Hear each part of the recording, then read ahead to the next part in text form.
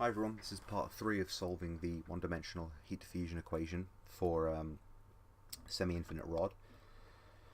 You'll remember from the last two videos that we ended up with a solution to the heat diffusion equation in the form of this.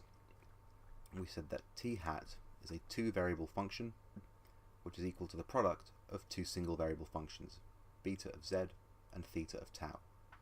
We've actually solved theta of tau, and now we're wanting to solve for beta. So what we've got, and I'm going to convert back into proper derivative form, is that we've got d squared of beta by dz multiplied by 1 over beta is equal to some constant negative lambda squared. What I'm going to do is I'm going to multiply through by beta and collect all the terms on one side. So what this means is that we have a differential equation, second order differential equation of beta in z, that's equal plus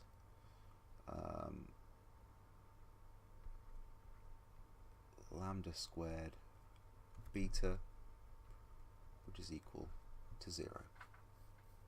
I simply multiplied through by beta and collected all the terms on one side. And the way we're going to solve this equation is by guessing a solution. We're going to guess a solution, and generally the right thing to guess for a differential equation of this form, of some second derivative plus possibly a first derivative times a constant plus a 0th derivative, or just like the function multiplied by some other constant, is to guess this. So we're going to guess that a solution exists, beta, in the form of e to the kz. And what we're simply going to do is to check that this solution exists, we're going to substitute b, or beta, back in to the equation. So d2b by dz squared, just from differentiating this twice, we'll know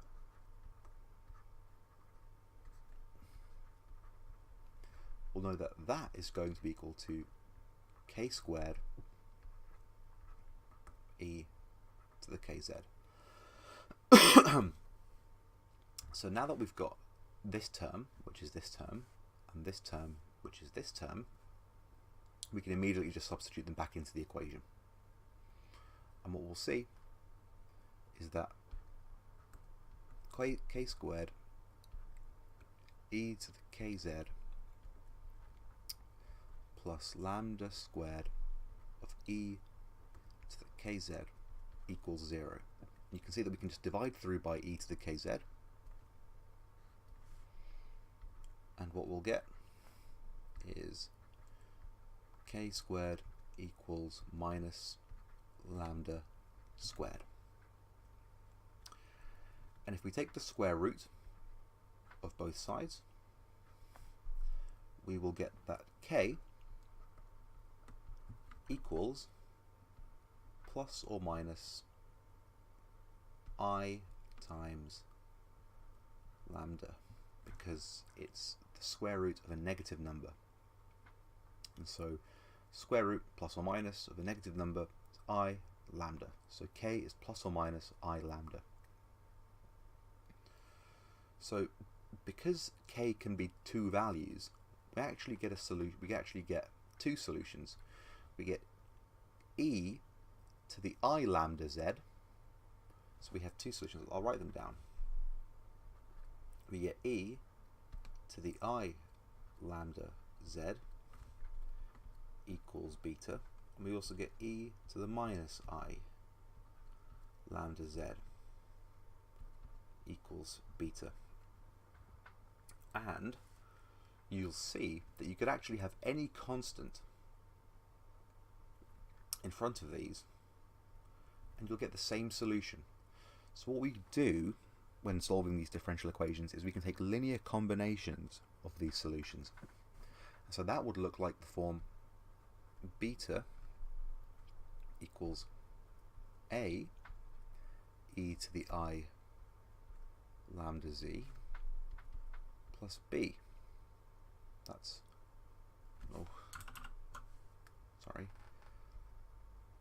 plus b, that's not beta, that's b, e to the I, oh sorry, it's the minus I lambda z.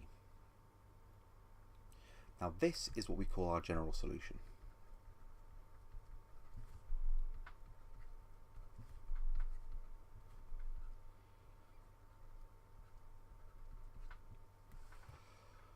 And you can see it is indeed a function of z only.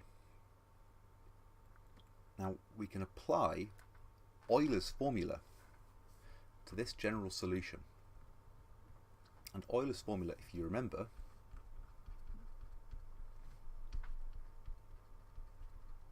states that e to the ix equals the cosine of x plus I times sine of x. And in our case, x equals plus or minus I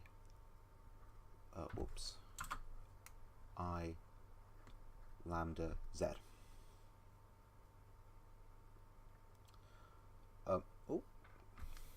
My mistake. X equals plus or minus lambda z because it's e to the ix, and we actually know that our x is lambda z because we and so we can actually use Euler's formula to write out a general solution in terms of sine and cosine. So that means we get that beta equals a times cos lambda z plus I sine lambda z plus b cos minus lambda z plus I sine of minus lambda z. Now, you should remember from your trigonometric properties that the cosine of negative x equals cosine of x, and that the sine of negative x equals the negative sine of x. And so therefore we can rewrite this beta, I'll just scroll down, as a times cos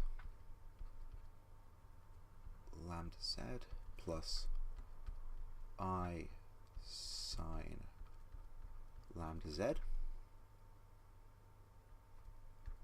plus, and now we're going to switch out these negatives, plus b cos lambda z, because cos of minus x is equal to cos of x. Oops. And it's going to be minus I sine of lambda z, because sine of negative x equals negative sine of x. And what we're going to do now is we're going to distribute our constant coefficients a and our constant coefficient b to get this. A cos lambda z plus, plus ai sine lambda z plus b cos lambda z minus I sine, minus b I sine lambda z. And what I'm going to do is I'm going to collect sines and cosines. So when I collect these sines and cosines, I'm going to get the following. I'm going to get that beta is equal to a plus b of cosine lambda z plus a minus b times I sine lambda z. And once I've collected these terms, I can just group these into new coefficients, which I'm going to call C2 and C1. And therefore a solution B, or beta, equals C2 cos lambda z plus C1 sine lambda z. And yes, you're right, that C1 does have an imaginary part in it, or a complex part in it from the I. Now if you scroll up, you can remember that we wanted a general solution for t hat, which is a function of z and tau, in beta of z and theta of tau. And we've just solved for beta. So we can actually rewrite our full solution, or our full general solution of t hat as the product of beta and theta. So if you remember, t hat equals beta times theta, and therefore t hat, which is a function of z and tau, is equal to theta naught e to the minus lambda squared tau multiplied by C1 sine of lambda z plus C2 cos of lambda z. And this